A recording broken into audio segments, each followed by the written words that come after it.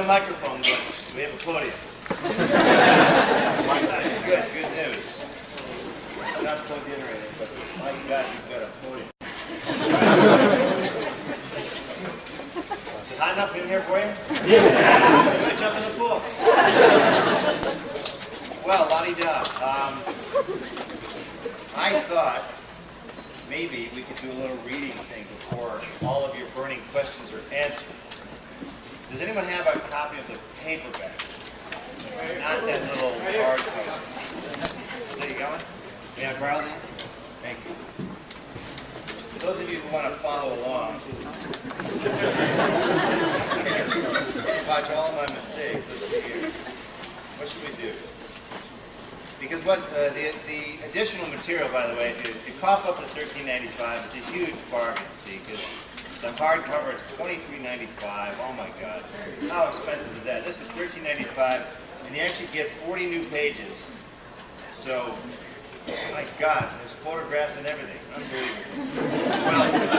Well, what it's mainly about is going through 55 cities last year selling the book.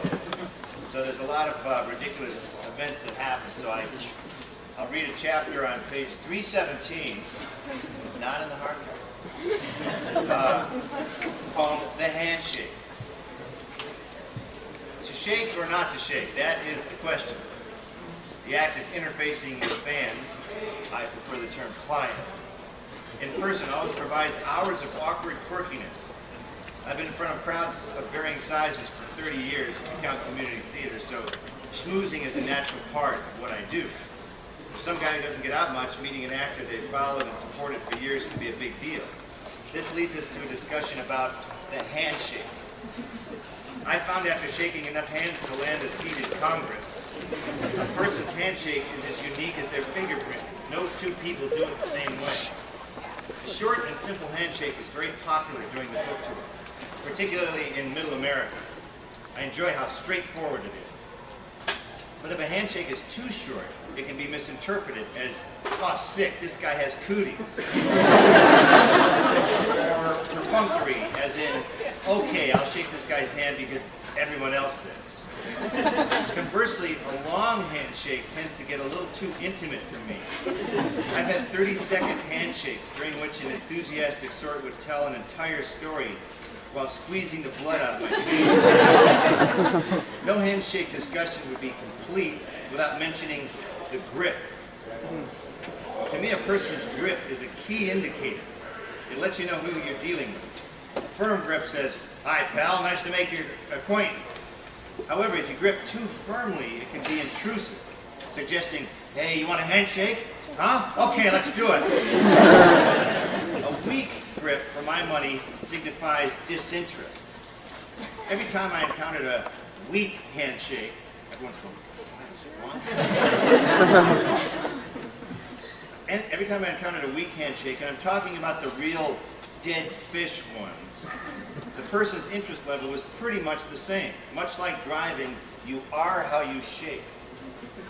It's a theory I've said. Let's move on to temperature. Obviously, our bodies all function at slightly different degrees. My wife Ida, for example, becomes a nuclear reactor when she sleeps. Even on winter evenings when I should appreciate it, I still have to move to the edge of our bed to keep from sweating. The same applies to hands, and we can't always control our temperature at any given moment. Fans tend to run a little on the nervous side of temperature. Therefore, I'm more likely to encounter a colder variety of hand. Wow, is it weak or short or long?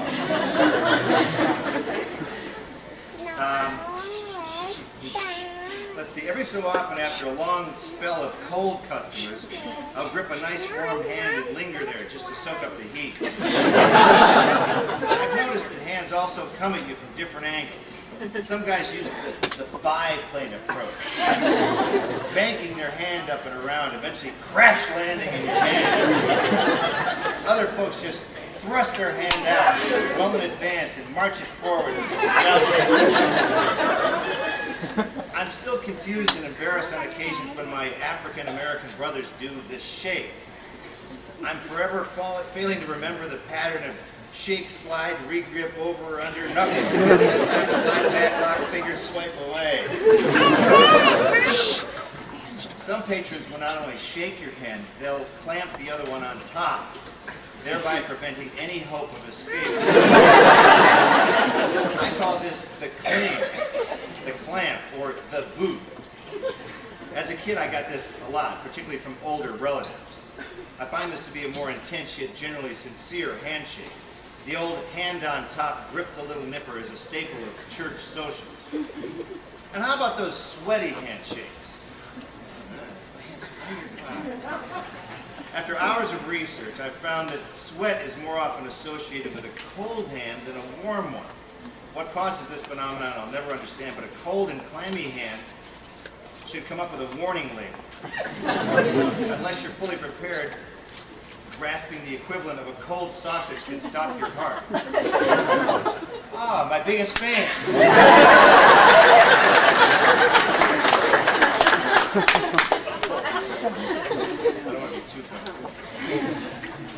Where was I? Yes.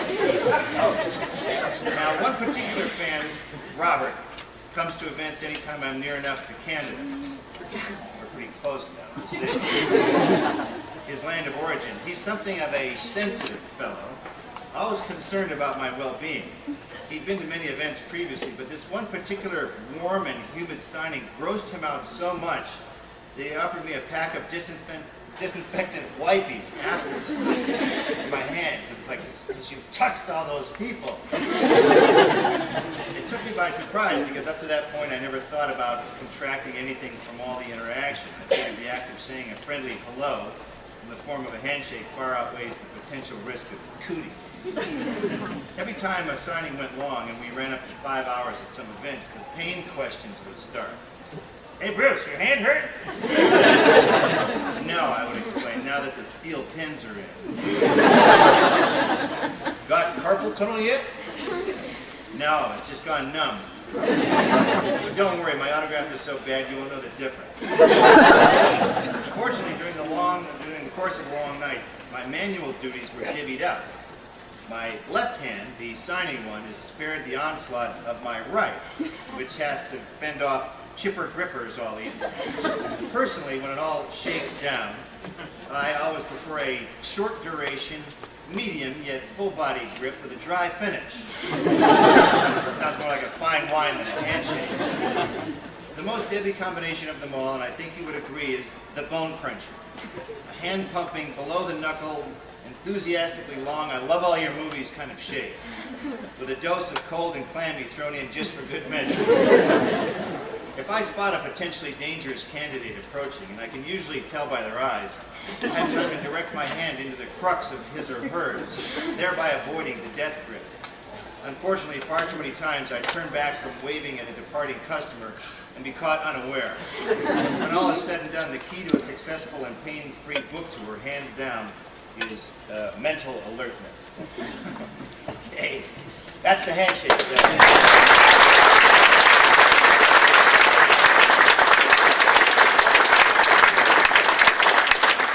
a good chance to answer those burning questions.